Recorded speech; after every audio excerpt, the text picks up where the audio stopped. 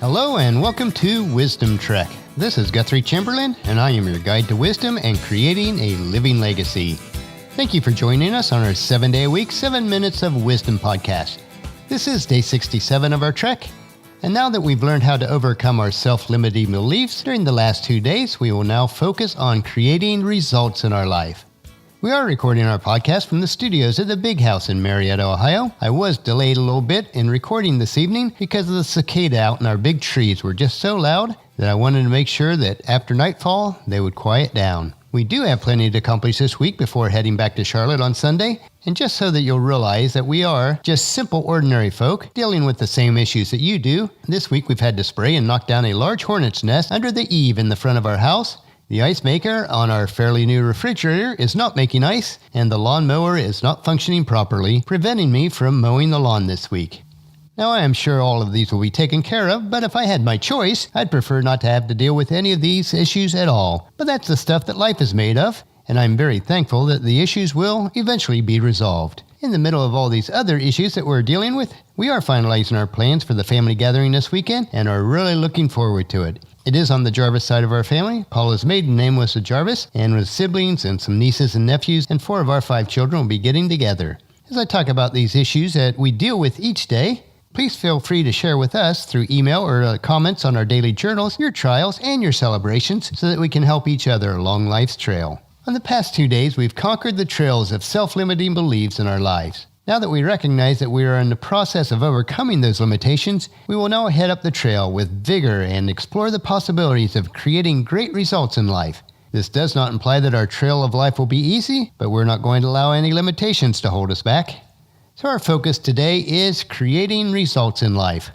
There are some basic principles that you will need to adopt in order to achieve success and happiness in your life. There are some fundamental processes that will shape your reality, and you have the power to use and control over those processes to create happiness, success, and peace, at least on a daily perspective. Now there's a chart in today's journal that shows the flow that we will discuss, and it's on day 67, so please check it out at wisdom-trek.com/day-67.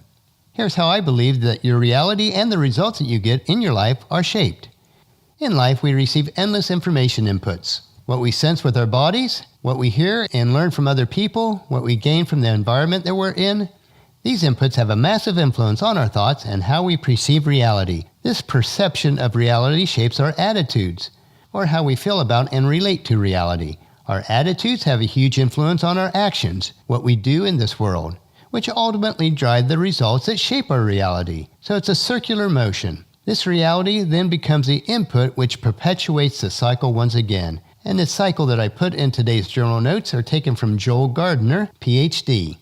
So how can we use these cycles of life for success and happiness?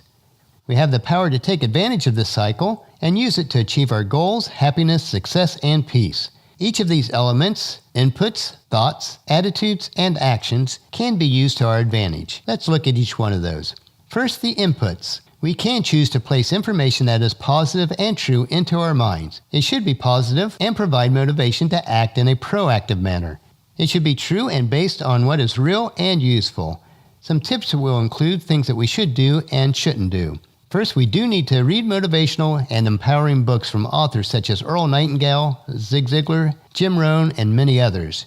We do need to read sacred literature such as the Bible. We do need to surround ourselves with positive people who have similar goals and ambitions in life. And we do need to listen to music and spoken words that are positive and uplifting.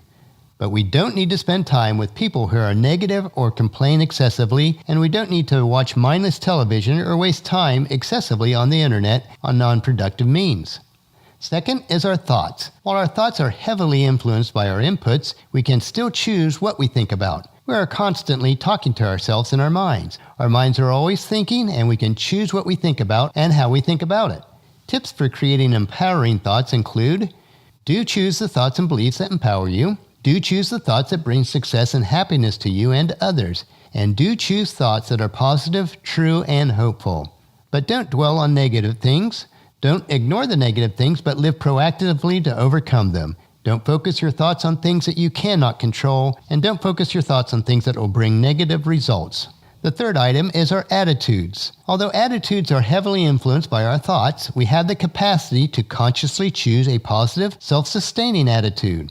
By controlling attitudes through consistent efforts and trial and error, we will find that our actions are more proactive and bring greater results. So do have a positive attitude about your life. Do have a positive attitude about yourself. Do expose your minds to people and media that infuse healthy, positive attitudes in your mind. But don't focus on the negative things that you cannot control once again. And don't be watching too much news or be exposed to people and media that are overly negative.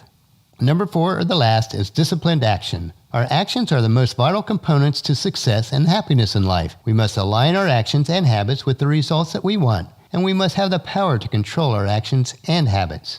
Habits are the vehicles for which success is attained.